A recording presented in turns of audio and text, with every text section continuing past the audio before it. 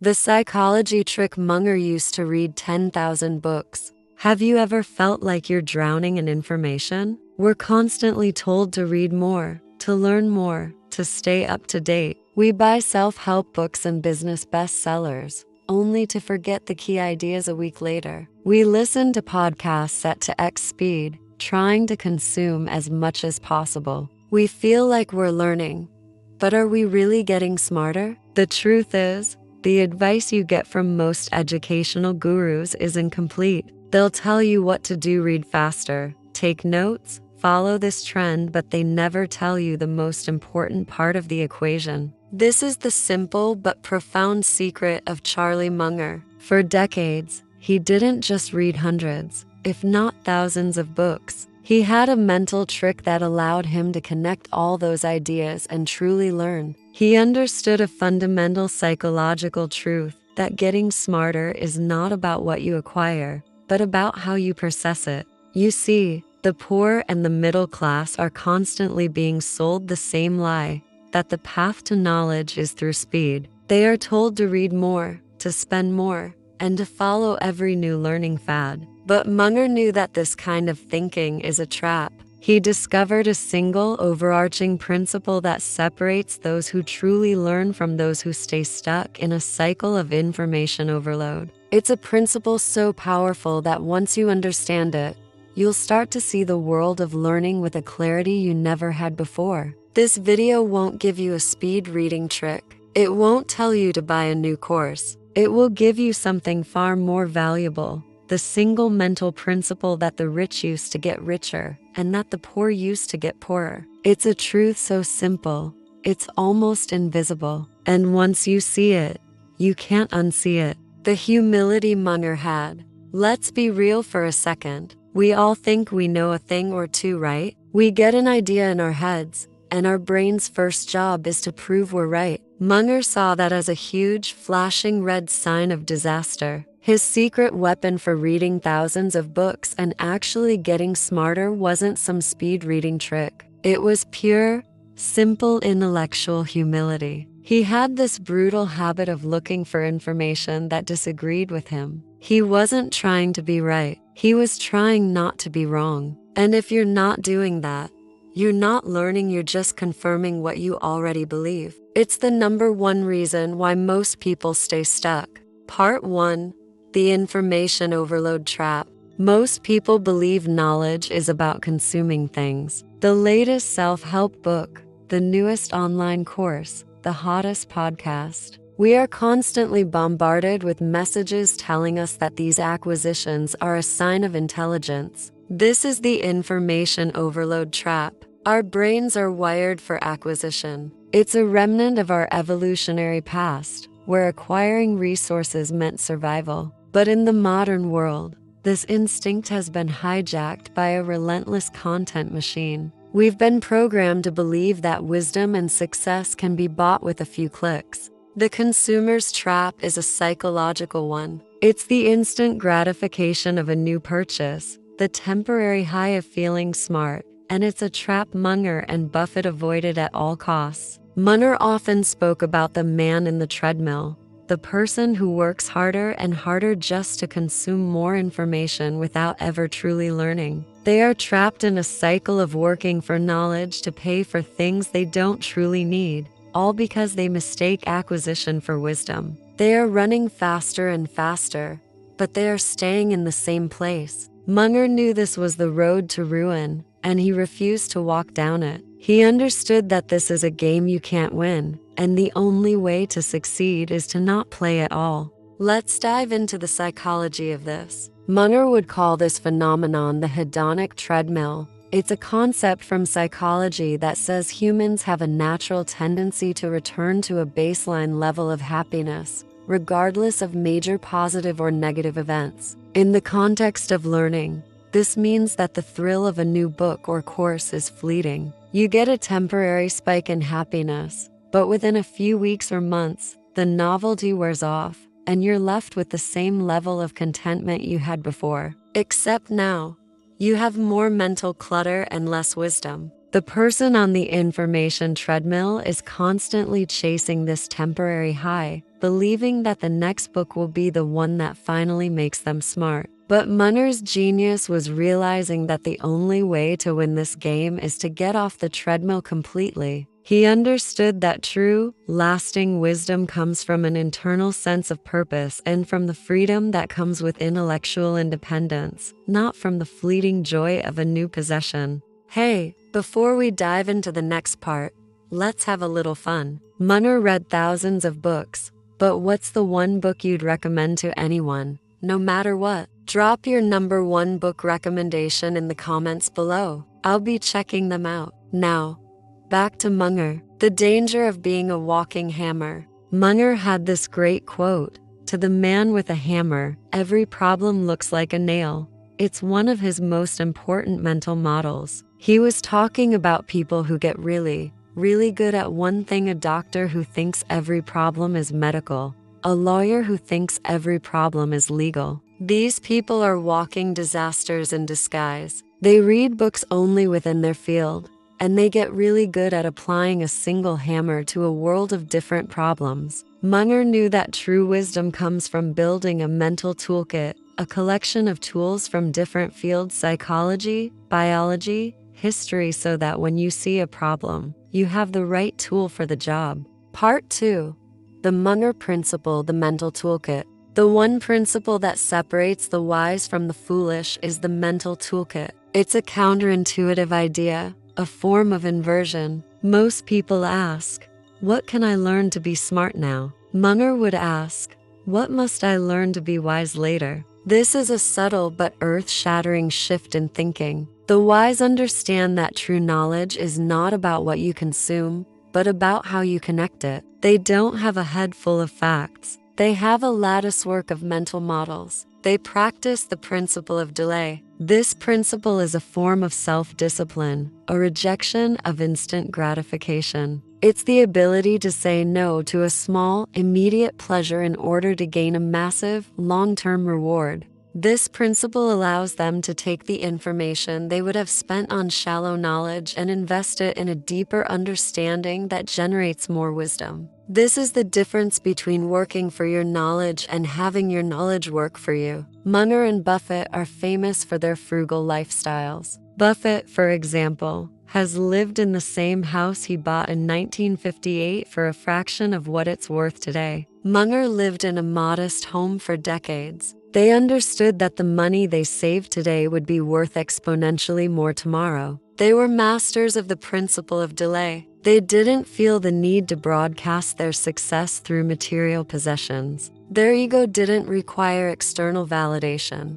This principle isn't just theory. It's a practice Munger and Buffett lived. Think about their early investments. When they were building Berkshire Hathaway, they had a once-in-a-lifetime opportunity to buy a stake in a small, struggling textile company. Most investors would have dismissed it, but they applied the principle of delay. They didn't rush in. They analyzed it for years. They held on to a seemingly worthless company for far longer than anyone thought was rational. They had the patience to wait for the business to transform, to find its true value. Their success wasn't built on a series of rapid-fire, brilliant decisions. It was built on the discipline of waiting, on having the wisdom to say, "The best thing we can do today is nothing."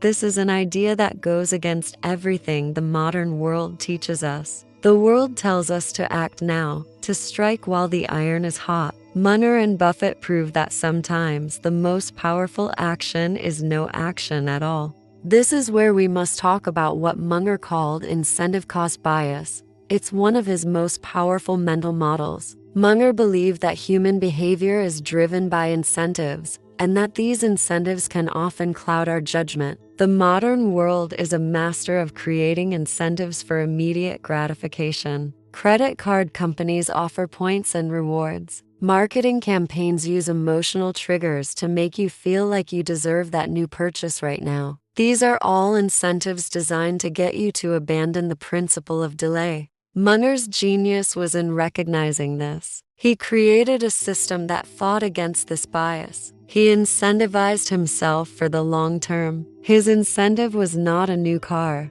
but the satisfaction of seeing a business grow tenfold over a decade. His reward was not a new gadget, but the freedom that came from a large cash reserve. He turned the conventional incentive structure on its head. Instead of chasing a small, immediate reward, he focused on avoiding the long-term pain of regret and debt. This is the ultimate application of the principle of delay. It's not just about saying no. It's about understanding the psychological forces that are trying to trick you into saying yes. Munger's formula for knowledge, the lattice work of mental models. Here's the brutal truth behind Munger's reading habit. He wasn't just consuming books. He was building a mental fortress. His formula wasn't about speed or tricks. It was a simple idea he called the lattice work of mental models. He believed that you could take the most powerful ideas from all the major disciplines, psychology, biology,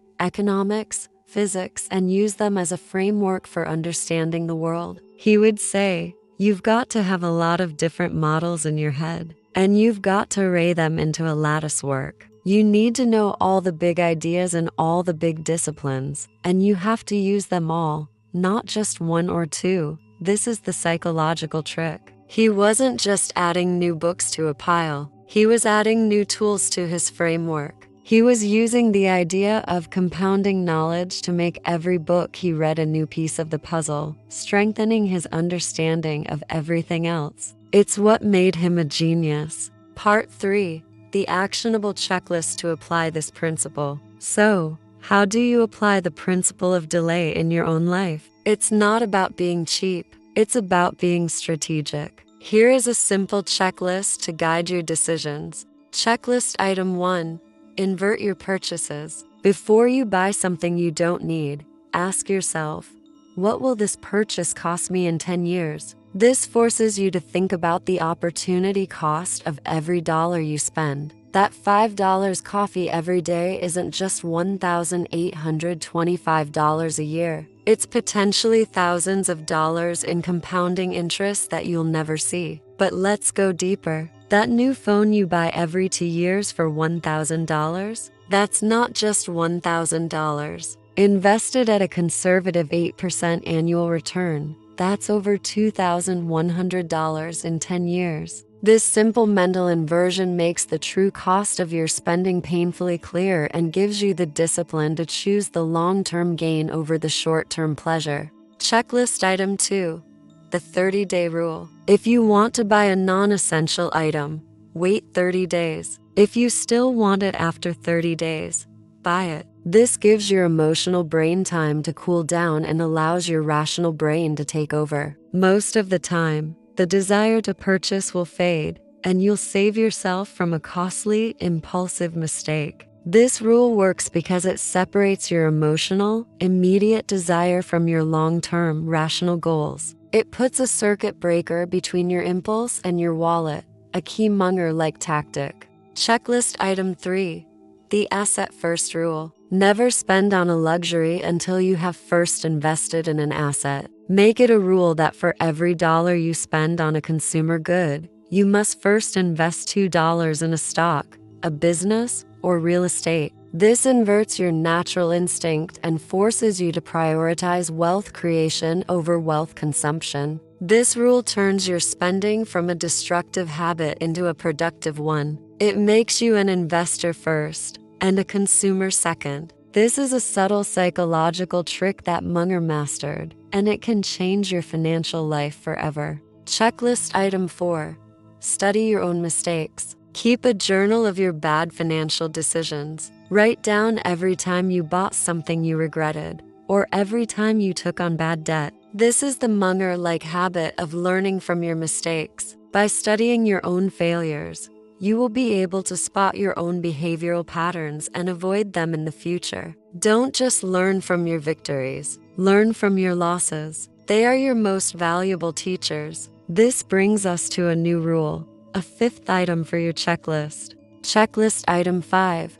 The opportunity cost of your time. The principle of delay isn't just about money. It's about your most valuable asset, time. Before you commit to a new project, a new hobby, or even a new relationship, ask yourself, what will this cost me in terms of my time and attention? Munger was a master of this. He said he was paid for what he didn't do. He avoided meetings, unnecessary work, and distractions that would take him away from the few high-leverage activities that truly mattered. Most people fill their lives with noise because they are afraid of the silence. But Munger knew that it's in the silence, in the space you create by saying no to distractions, that you find the opportunity to make your most valuable moves. Checklist item 6.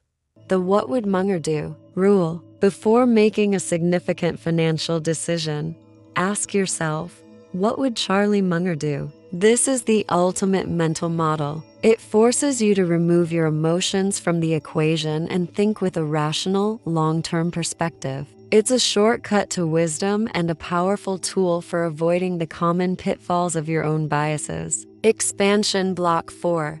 The true cost of ignorance. Here's the final gut punch from Munger.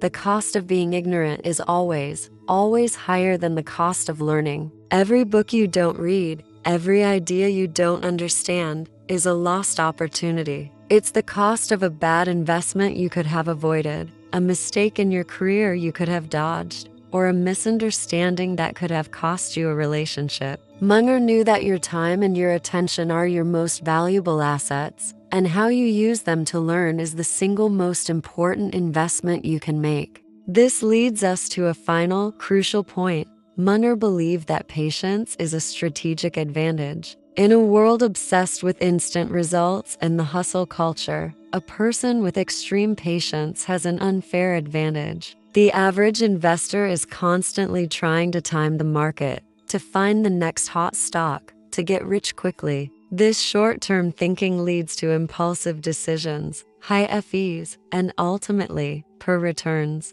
Munger and Buffett, on the other hand, made a handful of great decisions over their entire careers. They bought businesses and held them for decades. Their success wasn't due to constant activity. It was due to a few well-thought-out moves and the incredible patience to let compounding work its magic. They were masters of waiting. They understood that in life, as in investing, the race is not always to the swift, but to the wise and the patient. This kind of patience requires a total rejection of the consumer's trap and a complete embrace of the principle of delay. This is the single most powerful principle you can adopt. It's not about working harder. It's about thinking smarter. It's about using the principle of delay to build a defensive strategy against financial ruin. Don't let yourself be a victim of the hustle culture lie anymore. Don't just work hard, work with purpose. And the first step is to learn to think differently. If this video helped you think differently, help us share Munger's wisdom with the world. Drop a like, hit that subscribe button, and ring the notification bell so you don't miss our next video. Thanks for watching. The Munger Almanac is more than just a channel. It's a guide to wisdom. We believe that true success comes not from what you know, but from what you choose to do or, in Munger's case, what you choose not to do. This is the secret that will change your life, and it's the secret that will change the way you think about success forever.